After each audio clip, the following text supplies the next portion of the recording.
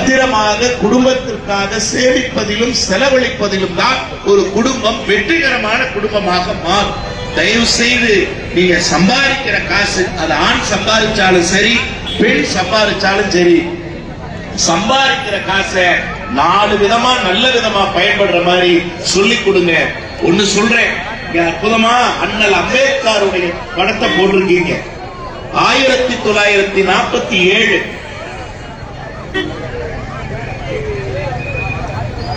ஐயா யாரும் பொறுப்பாளராக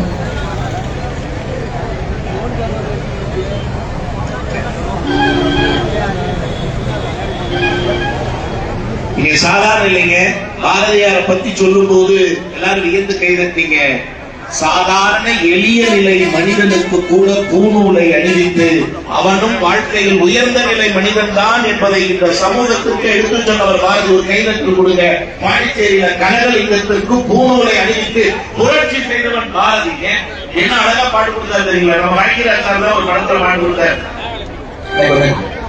காவேரி இன்னும் கங்கை இன்னும் பேரும் வச்சாலும் அந்த தண்ணியில ஒண்ணுதான்,